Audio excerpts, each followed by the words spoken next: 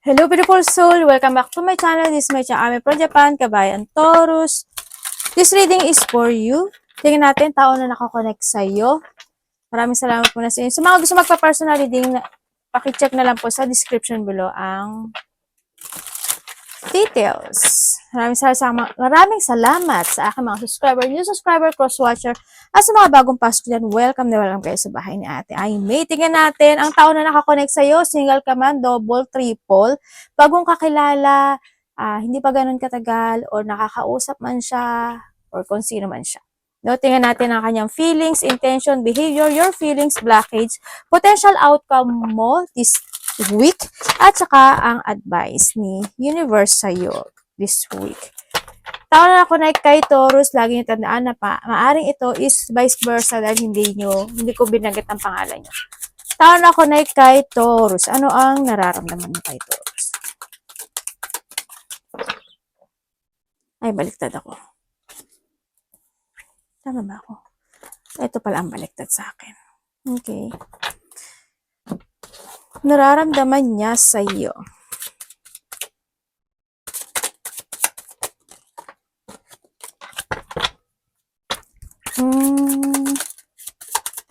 At syempre, titignan pa rin natin yung mga kung nagkaroon ng mga need ng clarity o kaya yung mga nag-ghost, na separation. Yan.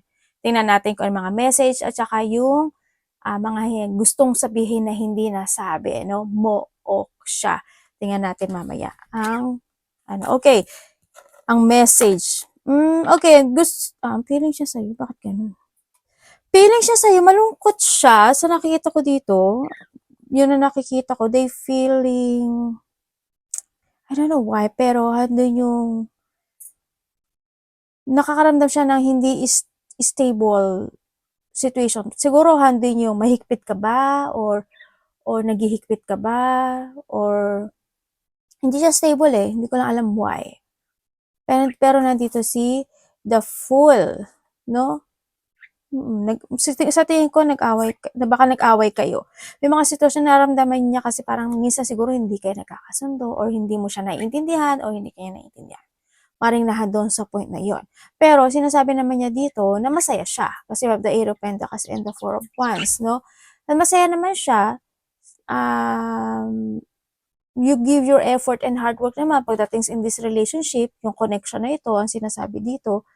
Tsaka, yun. May mga time lang siguro na napanghihinaan siya ng loob or mga time lang din siguro nakakaramdam siya ng sadness when it comes in this relationship. Yun na nakikita ko sa kanya dito. Pero tingnan natin kung ano yung intention niya sa'yo. Baka nakita ko pa. Tao na ako na kay Taurus. Ano intention mo kay Taurus? Temperance. Okay. And the 8 of Swords.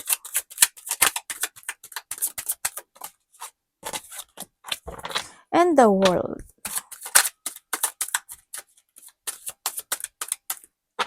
Intention niya sa iyo.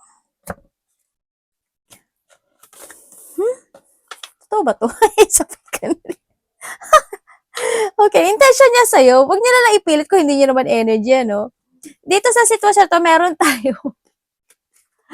meron tayong Taurus, Gemini, Libra, Aquarius, and syempre, we have the, to kasi Taurus, Virgo, Capricorn, Virgo, no?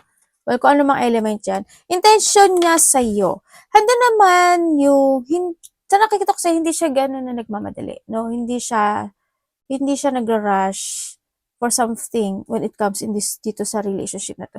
Yun nga lang minsan, is imbalance itong tao na to. Yan, intention niya kasi habaan pa more yung kanyang pasensya or intindihin ka sa mga sitwasyon na nangyayari sa inyong dalawa. Yun na nakikita ko dito. Medyo hinahabaan niya yung pasensya niya no, pagdating sa iyo. Intention niya sa iyo, yun. Ang nakikita ko, parang hindi mga point na may mga bagay siya na o sitwasyon na gusto niyang matapos na or maging okay na. Siguro may hinihiling siya sa'yo o may gusto siyang sabihin na hindi niya masabi sa'yo. Pwedeng ganun. Sa iba sa inyo. Kausapin mo siya. May gusto siyang sabihin na hindi niya masabi. Ganun. Kasi parang nakikita ko sa amin, nagkakaroon nata siya ng mga frustration, ganyan. Pero hindi naman niya minamadali yung situation. Dito sitwasyon. Parang nakakaramdam, intention niya kasi parang nakakaramdam siya ng unfairness treating, parang ganun ang nakikita ko dito. No? Mas maganda mag-usap kayong dalawa nito. Meron tayong Sagittarius, syempre of the world, di ba? Leo, Taurus, Virgo, and Aquarius. And we have the Justice, we have Virgo. Ang dami mong Virgo. We have the Gemini, and Pisces. Tignan natin. Anong behavior mo kay Taurus? The Ten of Wands and the Page of Pentacles. And the Six of Cups.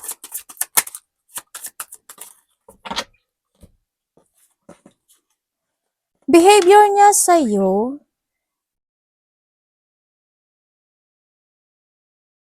behavior niya kasi handa yung pagiging very caring and loving nitong tao na to, no, sa nakikita ko dito. Medyo, ang nakikita ko sa kanya,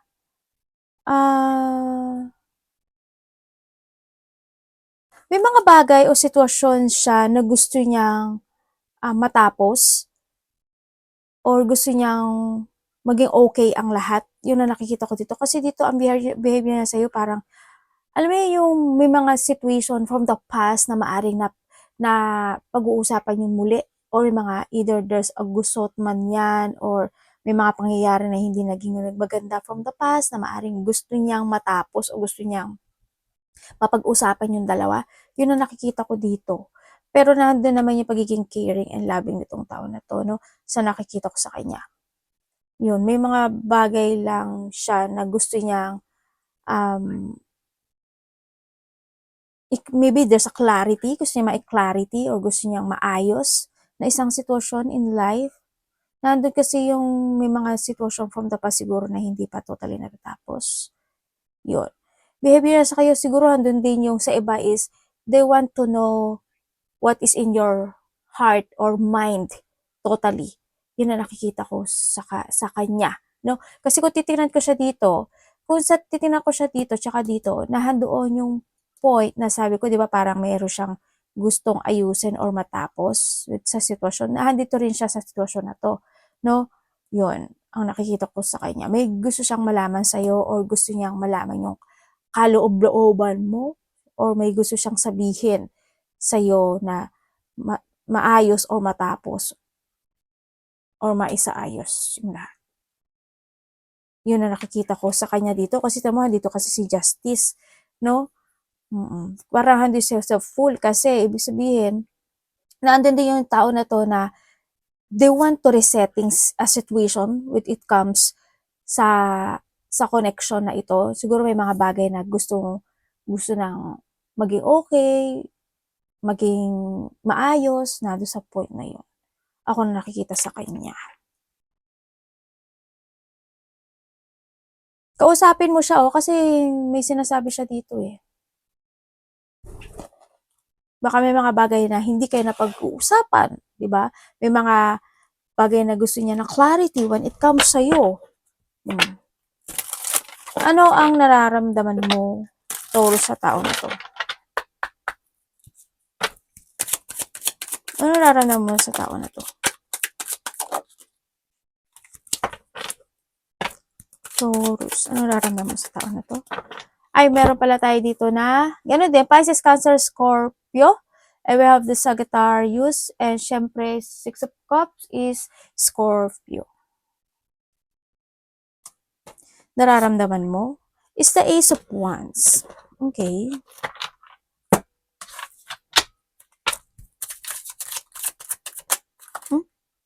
And the Wheel of Fortune. And the Six of Swords. Okay. Nararamdaman mo sa kanya, Six of Swords? Okay. Handa naman yung attraction when it comes in this connection sa nakikita ko dito. Nararamdaman mo sa kanya, ah, kumbaga siya yung tao na na nasa tingin mo, siya yung ibinigay sa'yo ni universe, 'no? Ang sinasabi dito, siya yung siguro, siya yung ipinalalangin mo sa taas, maybe hanggang sa point na yun, sa nakita ko siya yung ini ini ano 'to? Iniisip mo na na meant to be kayong dalawa, 'no? Sa nakikita ko rin dito, nararamdaman mo rin sa kanya may mga lungkot ako na nakikita sa kanya. Siguro nararamdaman mo siguro minsan napapaisip siya, ganyan. Nararamdaman mo siguro minsan napapagod ka na sa cycle ng buhay niyong dalawa o sa connection nitong dalawa. Kung lalo na kung medyo LDR kayo, 'di ba? Puwede rin gano'n sa iba. O kaya talagang nahando yung point na may mga situation na paulit-ulit na lang, 'yun. Kaya siguro nakakaramdam na rin ng pagod ang isa. O tignan mo siya, 'di ba, dito? Nandiyan naman yung attraction mo sa kanya, 'no, sa nakikita ko dito. Hindi yung passion pagdating sa connection na ito. Yun nga lang, siguro may mga time lang talaga na, kahit na kung LDR kayo, kahit na gusto niyong magsama agad, mahirap talaga, 'di ba?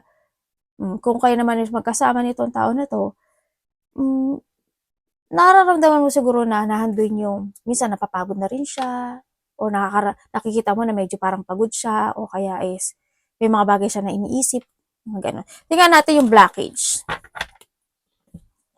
Puwedeng sa connection na 'to or sa single or in relationship. Blockage kay Taurus.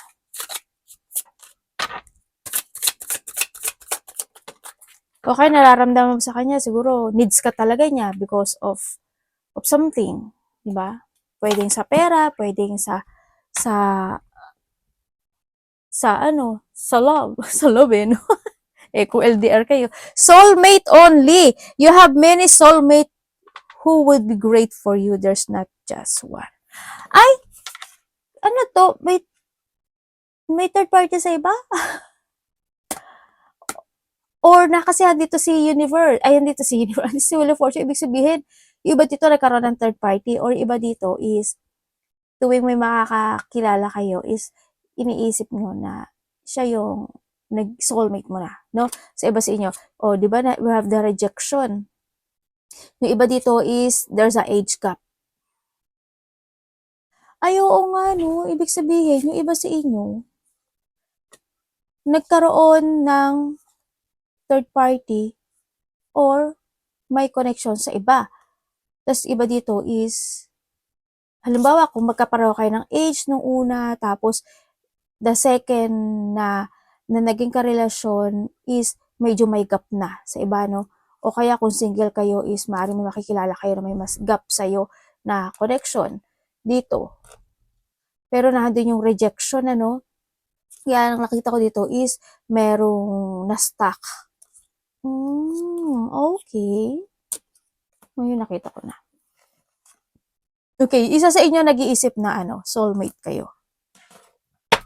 Tingnan natin ang potential outcome mo, Taurus, this week. Potential outcome this week. The Two of Cups, Eight of Swords. Pwedeng malaman ko to.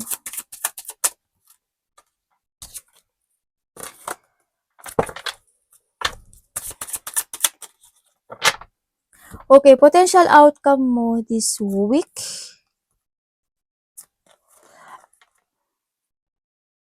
Ang potential outcome mo this week, nandito ka sa sitwasyon mo na siguro nadat ka sa point na makakaramdam ka ng lungkot or maybe sadness, may mga painful o mga pain ka na mararamdaman, maybe siguro sa trabaho, yun na nakikita ko rin dito.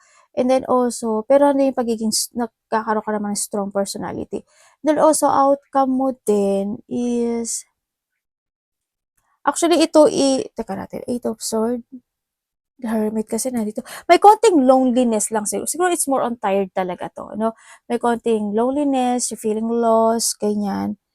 Mahina yung energy kasi na nakukuha ko sa'yo, may mga frustration, may mga sitwasyon na maaring mapofocus ka to a painful situation, ganyan, makakaramdam ka ng you feeling trapped or you feeling stuck in a situation na dun sa point na yon sa nakikita ko.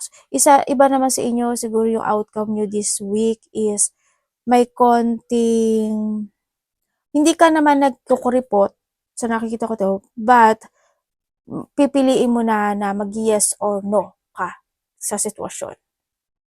Yun. Open ka naman, pero iisipin mo na kung nararapat ba o dapat ba. Ganon. Halimbawa, sa pera, di ba? Yan, pag-iisipan mo na talaga siya. Yun ang nakikita ko sa iba sa inyo. Mag-ingat ka, oh. Diba sa inyo, hindi kayo stable sa pera. Mag-ingat ka rin kasi ang nakikita ko sa'yo dito, Taurus, losing something valuable sa'yo. Sana hindi lahat, diba?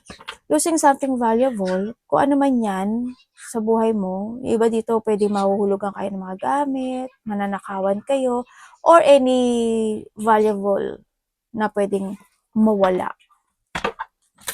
Tingnan natin ang advice. Your advice is the 10 of Pentacles and the 9 of Wands.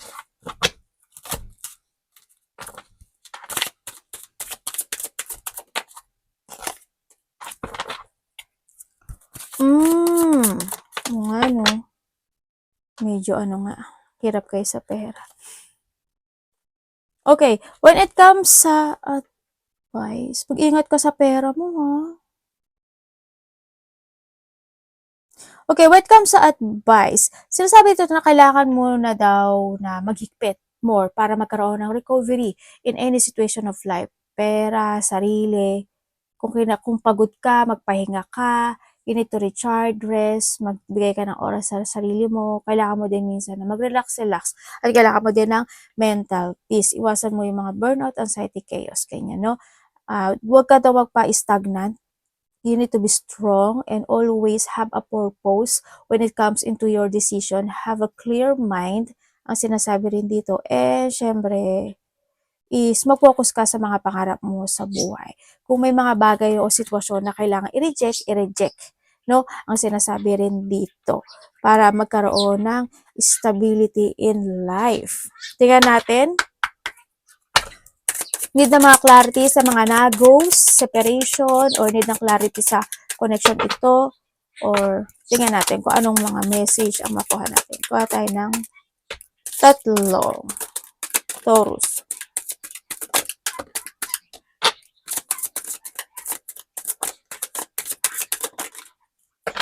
Parang ayaw naman. Tikom lang, tikom.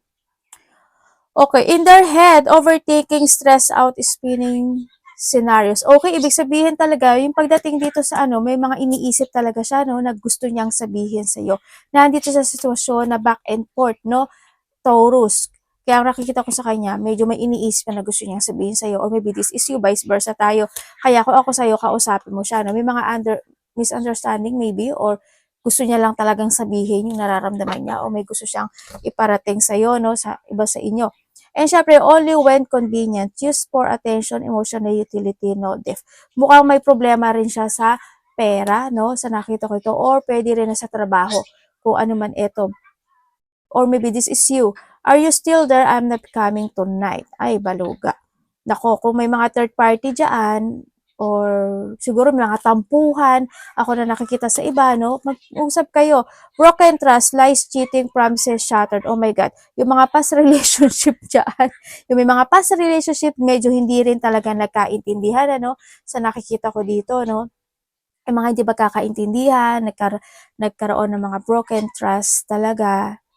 Maaaring nagkaroon talaga ng mga third party, nag-cheat, nag-lies, no, sa iba sa inyo. And we have talking to the boy, texting din, no reply, left hanging. Andoon yung binabaliwala yung relationship na ito, no? Or pwede naman na, kung dito sa connection na ito, maaaring nakakaramdam ang isa sa inyo na misunderstanding, nagkakaroon ng mga misunderstanding at may mga bagay na gustong ipahiwatig ang isa sa inyo. Sa mga nagkahiwalay, eto na yun, no? So nakikita ko dito, medyo hindi rin maganda. mga hindi nagkaunawaan na sitwasyon. Tingnan natin ang mga gustong sabihin na hindi nasabi ng bawat isa sa inyo, ikaw ito or siya, Taurus. Sa mga nagkahiwalay dyan. Siyempre, I keep stepping toward you only to fall away again. Ay, ayun na nga, nasabi na nga. And siyempre, not everyone is meant to stay forever. Some people come to teach you something. Sana nga may natutunan, no? Sometimes, the answer isn't yes or no. It's wait. Ready ka ba mag-wait sa mga nahandyan or nahando yung maari in the past relationship, ikaw na lang yung wait kahit na nagkakaroon na ng gusot, pero inintindi mo pa rin siya, no? You are worthy of love. No proof is needed. Ganun. Arigato naman, say God bless.